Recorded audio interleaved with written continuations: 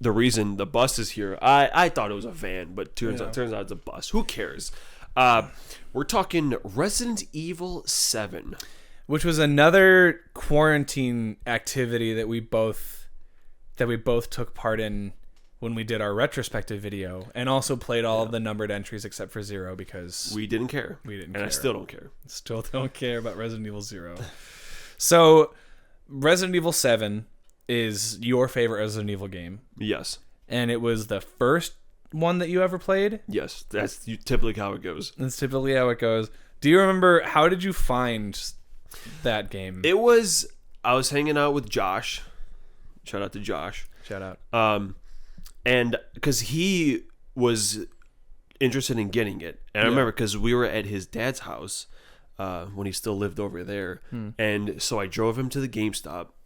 He bought it. And then I saw, funny enough, an old coworker from Walgreens there. And we talked for a little bit. So that was amusing. Yeah. So we got back. We started playing the game. Because at this point, I never played a horror game because this was 2017. So I was just starting to get into it because I never was. Sure. Like even with like movies, this is around the time I actually watched Friday the 13th for like the first time. Nice. So yeah, I was starting my horror phase basically.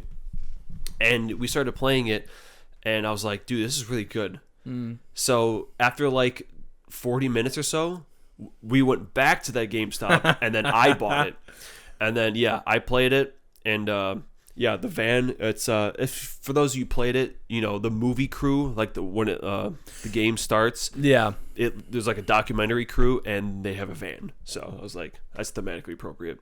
That's always, side note, the best way to start a horror game is to start as characters that aren't the main characters, so that they stumble upon a scary thing and they die. Yeah. So that when you start playing as the actual main character, you go through the same setting. You're like, oh, fuck, man.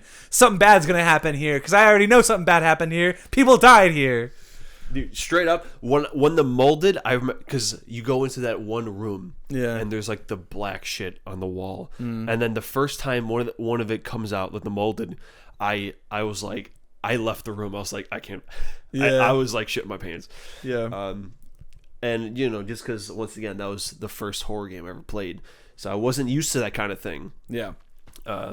It's kind of like that one Nakey Jakey thing, because I always fucking go back to him or shout Donkey. out Jakey. Yeah.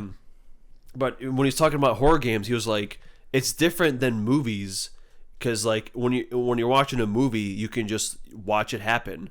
But when you're playing a game, it's like, now I have to deal with these things. Yeah. And then, it's just a whole different level of holy shit. Yeah, you're playing a horror movie, basically. Yeah. And, dude, I liked this game so much that when I finished it, I actually watched 4 fucking people, like YouTubers, play the goddamn game. Wow. I watched 4 fucking Let's Plays.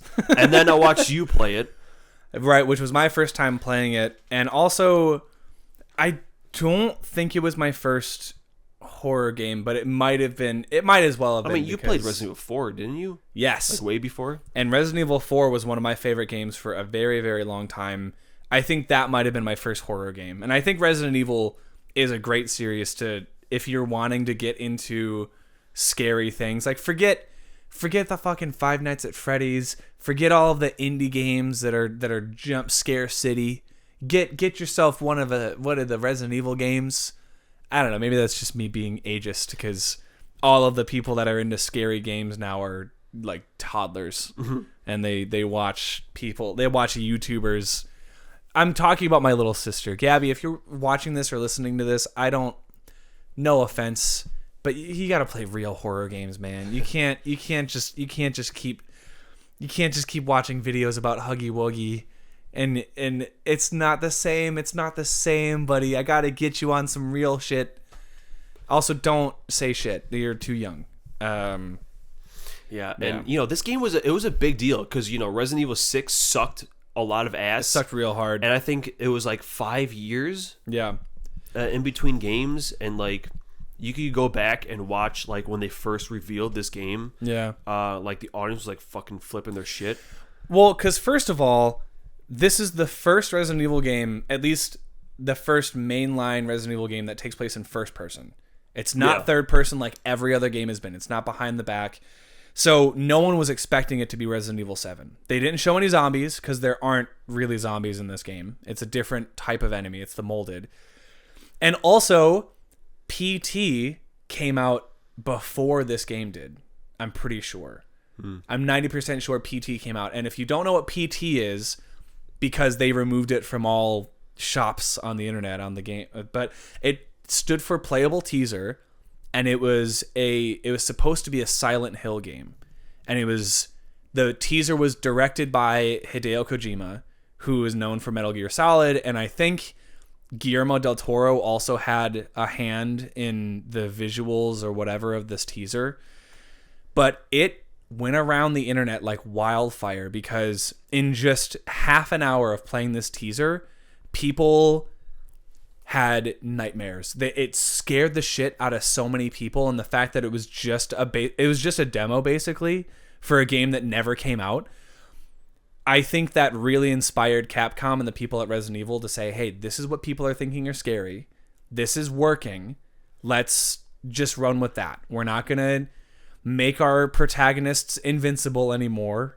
We're not although Ethan Winters doesn't he get his hand chopped off? Yeah, he's just able to survive. And they explain it a little bit in Village. Pour the healing thing on there, and it was just fine. And it's just Or they even like sew it back on in the game, and it just works fine the next second.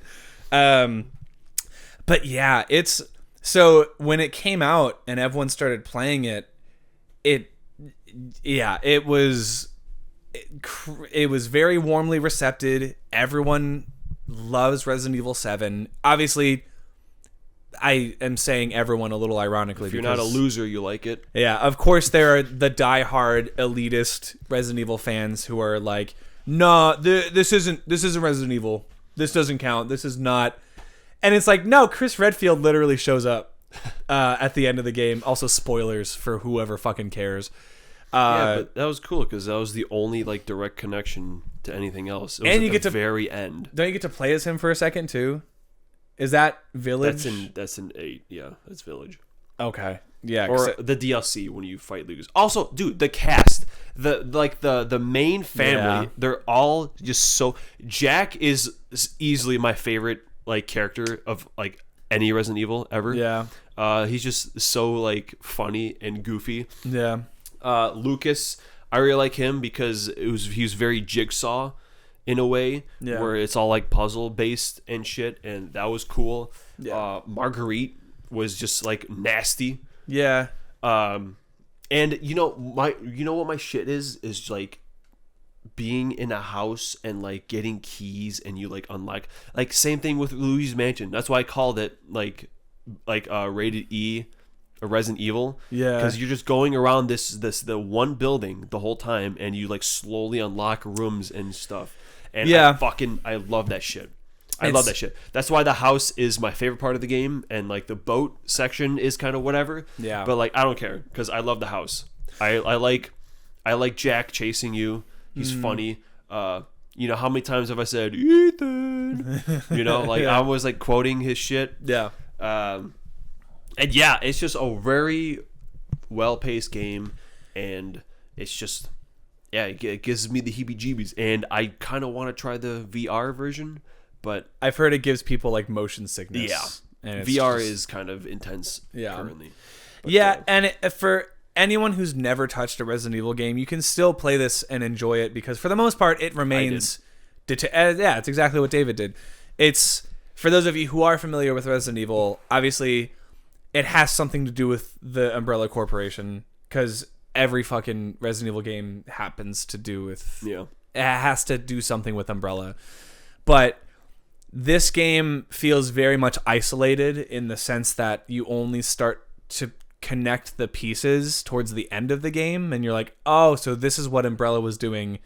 This is why it makes sense, which is so cool because every other Resident Evil game before that, it starts with, hey, Umbrella fucked this, village up or whatever. You have to go in and save them. And then the final boss is always like a scientist, or it's always like someone who worked with Umbrella.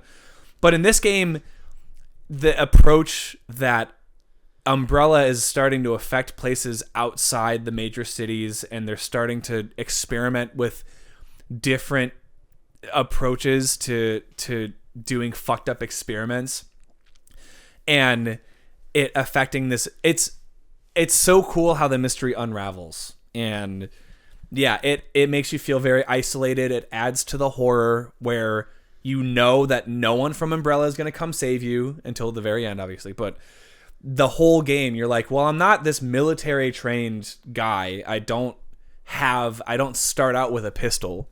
You know, you're very much defenseless for most of the game. A fucking pocket knife. Yeah. And so it just makes for a really good.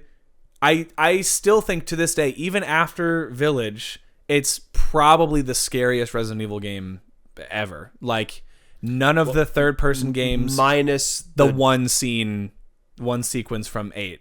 Yeah, minus the DLC. And the DLC is pretty scary. The fucking dude, the dolls, the mannequin section. Yeah. Oh my god, that was so fucked. Yeah, that was so fucked. Yeah, it's leave it to Japanese developers to come up with really genuinely scary shit. Because I feel like, side note, everyone loves Japanese horror. I just think horror fans are like, nah, man, the original Ring, that's where it's at. The original Grudge, yeah. This game is it was probably my second most shining example of what Donkey said once, right? Is when he said, like, you have to take chances on something you might not like, or like you're not super interested in. Because, didn't he say that about Persona? Yeah. Or was that in the same video? I think so. Yeah. It was basically like, you have to take chances on other things because sometimes you find something very special. And this is one of those times, because I just watched Josh play it. I was like, I want to try it. I bought it, and I fucking loved it. Yep. And the only other game to surpass that was, I mean, you can't see it, but fucking Zelda.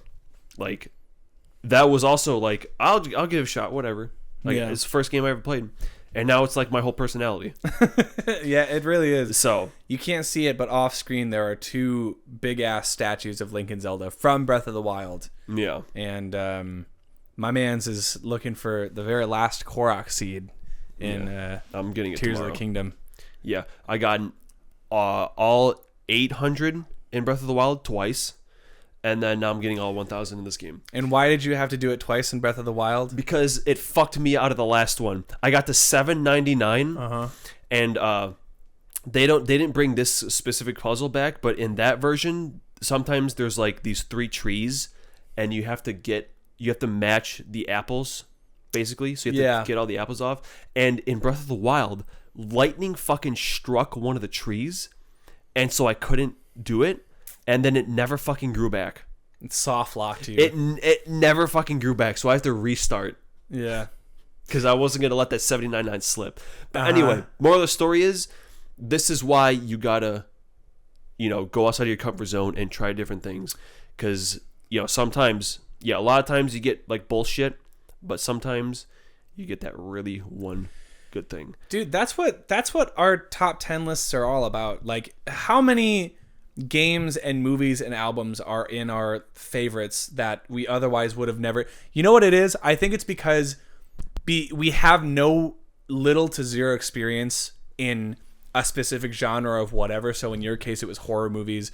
In both of our cases, it was, with Origami Angel, it was like pop punk for you. Yeah. And it's like, you listen to this thing that is a part of this genre or part of this group that you're unfamiliar with, and it makes such a good first impression that you said it about Origami Angel. You were like, another Jakey reference. It was like, sometimes someone does it so good that every version of it after that you try is just... No, that was the nerd. Oh, that was the nerd. Oh, shit. All personalities are around like these 3 guys. Because sometimes what they say is true. It's like, with Origami Angel, because that was the concert video you're talking about. Yeah, it's like, right. Is this thing like that good, like so exceptionally above everything else that it makes everything else seem like not as good. You know, like Origami Angel, fucking The Weeknd.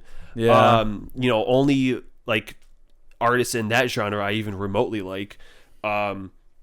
Talking like Pendulum is this like electronic band, or like I haven't, I guess, heard anything else to that caliber, but I'm sure they're out there. I just don't know them yet. Yeah. But or like the pop punk shit, it's like I've heard a lot of it already, and no one even comes close to Origami Angel. Yeah. Which is like kind of upsetting because, you know, there's got to be someone out there, but I haven't found them yet. Yeah, and those shows are really fun. But anyway, yeah, dude. So go, if you're a gamer, try out that MOBA, or try out that RPG that everyone is talking about. Dude, if you have Game Pass, try Persona 3 Reload. Or if you don't have 100 hours to spare playing a single game about trying to romance waifus, then try a horror game. If you're not a scary movie person, maybe you'll enjoy it more if you have control over what happens in this. You know, it's just, life is too short to stick to the same shit. So try that different thing, damn it. Try that different thing, damn it.